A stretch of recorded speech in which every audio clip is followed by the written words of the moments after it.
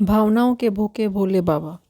गांव के मंदिर में एक पुजारी रहते थे। एक दिन एक गरीब माँ अपने नन्हे से बालक को मंदिर के द्वार पर छोड़कर चली गई।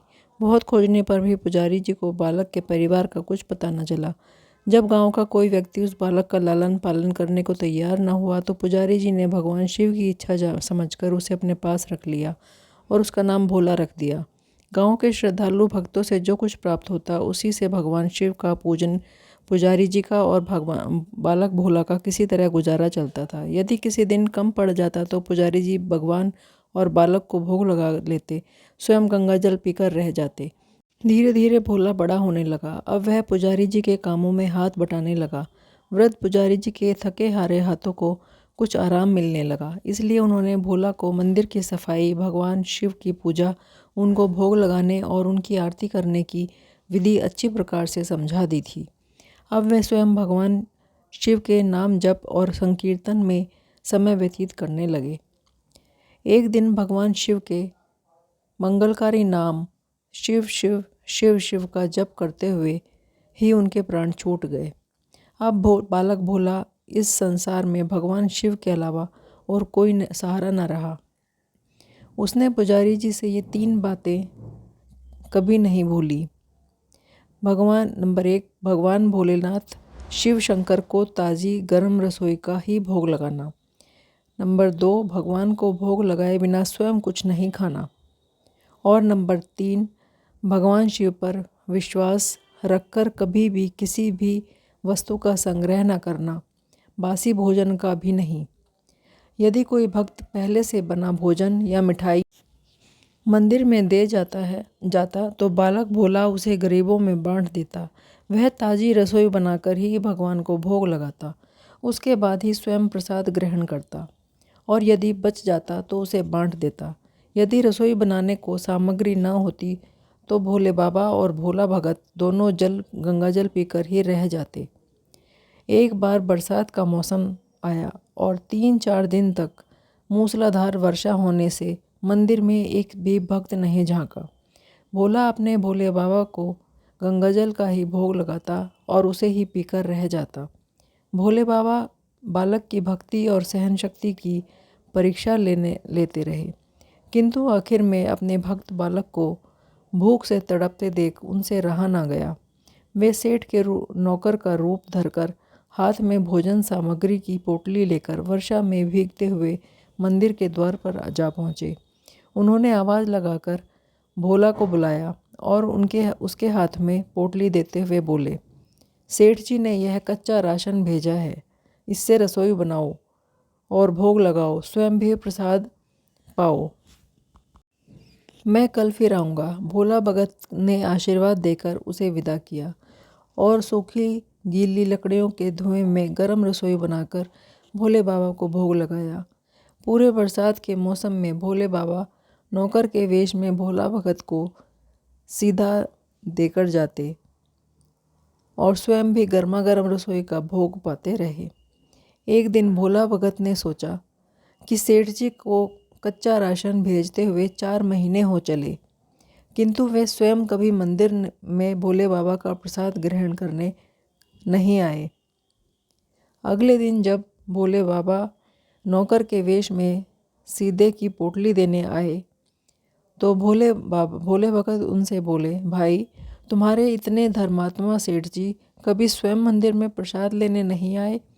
इसका कारण मेरे हृदय अत्यंत दुखी हो रहा है।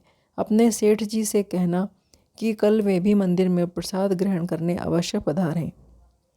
सुनकर नौकर बने भोले बाबा चौंक कर घबरा उठे और बोले, पुजारी जी, सेठ जी मेरे द्वारा आपको कच्चा राशन भेजते हैं, आप इसे भगवान को भोग लगा देते हैं और स्वयं भी प्रसाद पाते हैं, फिर सेठ जी को बीच में बुलाने की क्या ज़रूरत है? जैसा चल रहा है वैसा ही चलने दीजिए ना। भोला बोला, ऐसे कैसे चलने दूँ? आपके धर्मात्मा सेठ जी इतने दिनों से कच्चा राशन भेज रहे हैं, क्या मैं उन्हें भगवान का प्रसाद देने का अपना कर्तव्य भी पूरा न करूं? मैं किसी का उधार खाने वाला नहीं हूँ। अपने सेठ जी से कह देना, यदि कल भोले बाबा का प्रसाद लेने ग्रहण करने न पधारे तो मैं उनका कच्चा राशन लेना बंद कर दूंगा। नौकर बने भोले बाबा तो अपने भोले भगत की अकड़ देखकर कांप उठे और यह सोचकर मन ही मन हंसे कि वाह, आज तो लेने वाले ने ही देने वाले पर धौंस दिखा रहा है। लेकिन सरल हृदय भक्त के मनोभाव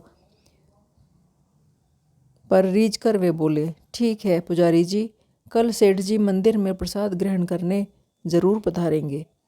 दूसरे दिन बड़े ही सवेरे सवेरे भोले बाबा नौकर के वेश में दूध और बहुत सारी भोजन सामग्री लेकर मंदिर पहुंच गए। भोला चौंकते हुए बोला, भाई आज इतना सारा सीधा किस लिए लेकर आए हो? नौकर बने भोले बाबा बोले, पुजारी जी भूल गए क्या? आज आपने सेठ जी को प्रसाद के लिए बुलाया है, इसलिए आप छक्कर रसोई बनाइए और अपने भोले बाबा को भोग लगाइए। हाँ, यह तो बता दीजिए कि सेठ जी किस समय पधारेंगे। भोला ने प्रसन्न होकर उसे सेठ जी के आने का समय बता दिया। अब भोला भगत की इच्छा पूर्ण करने के लिए भोले बाबा ने कैलाश पर सेठ का रूप धारण करने लगे। इधर अपने स्वामी को एक प्यारे भक्त के यहाँ जाने का समाचार सुनकर ममतामयी अन्नपूर्णा माँ पार्वती भी भला कैसे पीछे रहती। वे भी पति की आज्ञा लेकर सेठानी का रूप धरने में जुट गई। भोले बाबा ने अपने गले में मुंडों की माला उतार दी, शरीर पर लगी भस्म, कमर पर पहना हुआ बागांबर और बाहों और कानों में पहने सर्पों के हार भी उतार कर रख दिए। उन्होंने एक मखमल का सुंदर कुर्ता धारण कर लिया, अपनी जटाएं सीधी कर गंगा और चंद्रमा को उसमें छुपा दिया और ऊपर से एक सुंदर रंग बिरंगी पगड़ी पहन ली। सदैव नंगे पैर विचरण करने वाले शिवजी ने आज अपने पैरों में रेशमी जूतियां धारण की। हाथ में त्रिशूल और डमरू भोले बाबा के ने नंदी के हाथ में थमा दिए और अपने हाथ में एक सुंदर छड़ी लेकर पार्वती जी के तैयार होने की प्रतीक्षा करते हुए कैलाश पर चहलकदमी करने लगे। इधर पार्वती जी घंटों से तैयार होने में जुटी थी। उन्होंने आज अपने पतिदेव के नगर में बनी सुंदर बनारसी साड़ी निकाल कर पहनी, जिसका रंग सेठ बने शिवजी के कुर्ते से मैच कर रहा था। उन्होंने सोने चांदी हीरे के जगमगाते हुए आभूषण धारण कर लिए, बगल में सुंदर सा पर्स ले लिया और भोले बाबा के बार बार आवाज़ लगाने के बाद श्रृंगार कक्ष से बाहर निकलकर आई। जब पार्वती जी और शिवजी ने एक दूसरे को सेठ सेठानी के वेश में देखा तो वे चकित होकर बोले, एक दूसरे को ही निहारते रह गए। दोनों एक दूसरे को देख देख कर निहाल हुए जा रहे थे। इससे पहले उन्होंने कभी एक दूसरे को ऐसे सुंदर रूप में नहीं देखा था। जब भगवान गौरी शंकर सेठानी और सेठ का रूप धरकर कैलाश से अपने भक्त के यहाँ दावत खाने चले गए तो गणेश, कार्तिकेय, नंदी, ऋषि मुनि, देवता देवतागण भी उन्हें देखकर ठगे से रह गए। सेठ बने शिवजी ने अपने हाथ में ली हुई छड़ी को अदा से घुमाते हुए पृथ्वी पर टेकते हुए चल रहे थे और उनके पीछे पीछे बगल में पर्स लिए अपनी जूती से टक टक और पायलों से छन छन की मधुर ध्वनि करती हुई माँ पार्वती सेठानी बनी हुई चल रही थी। इधर भोले भगत आज सुबह से ही सेठ जी के स्वागत में भली भांति पकवान बनाने में जुटा हुआ था। अपने भोले बाबा को भोग लगा तो वह चलते फिरते बना लेता था, किंतु आज उसे कई महीनों से भगवान के भोग लगाने के लिए कच्चा राशन भेजने वाले सेठ जी को भगवत प्रसाद देना था। अतः आज उसने अपनी सारी पाक कला झोंक डाली थी। उसने सेठ जी द्वारा भेजे गए चावल धोकर खीर बनाई, उसे धीमी आंच पर पकाकर गाढ़ा किया। उसमें सेठ जी के द्वारा भेजे गए पिस्ते, बादाम, केसर, चिलगोजे, किशमिश डाले। मिर्च और अदरक को कूटकर उसे बाजरा, बेसन और गेहूं के आटे में भरकर मोटे मोटे मिस्से टिक्कड़ बनाए। रसोई बनाकर भोला भगत पुनः स्नान करने चला गया ताकि स्वच्छ वस्त्र पहनकर भोले बाबा को भोग लगा सके और सेठ जी को उनका प्रसाद दे सके। जब भोला भगत स्नान करके लौटा तो देखा सेठ जी प्रसाद ग्रहण करने के लिए स्वयं तो आए ही, संग में अपनी सेठानी जी को भी लेकर आए हैं। भोला ने झट दोनों को राम राम की, उन्हें आसन देकर बिठाया और बोला, मैं अभी भगवान को भोग लगा कर आता हूँ, फिर आपको प्रसाद परोसूंगा।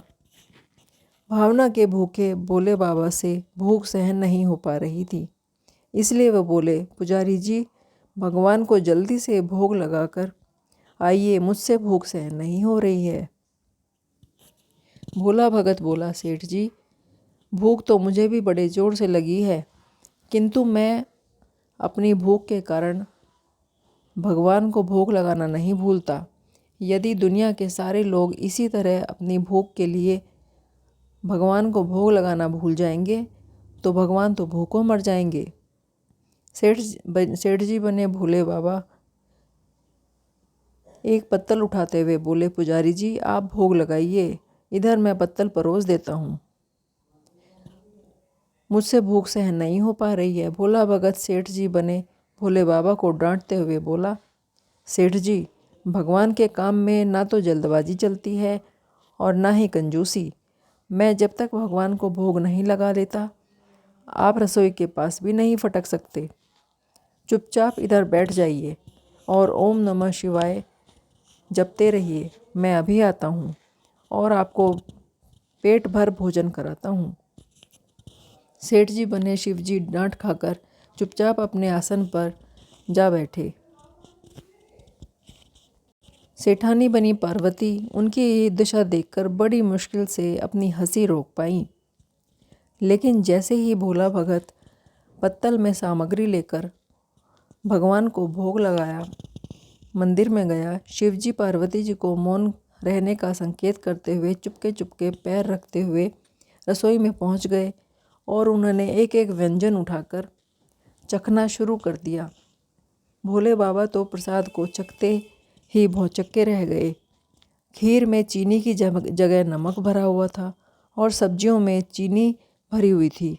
जैसे ही भोले बाबा ने रोटी का एक टुकड़ा तोड़कर मुंह में दिया, वे सी सी करने लगे, क्योंकि रोटी में मिर्च ही मिर्च भरी हुई थी। वे सी सी करते हुए उल्टे पैर भाग आए और अपने आसन पर आकर बैठ गए। माँ पार्वती अपने स्वामी की यह हालत देखकर खिलखिलाकर हंस पड़ी। इससे पहले ही भोले बाबा पार्वती जी के सामने कुछ सफाई दे पाते, भोले भगत ओम नमः शिवाय का मंत्र का जप करते हुए आ गया।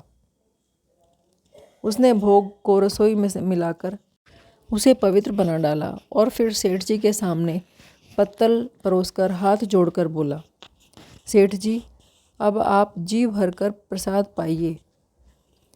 भोले बाबा तो अभी अभी भक्त की भक्ति से जोरदार उसके हाथ की बनी हुई रसोई चख चुके थे, अतः उसे ग्रहण करने की बात सुनकर उनके पसीने छूटने लगे।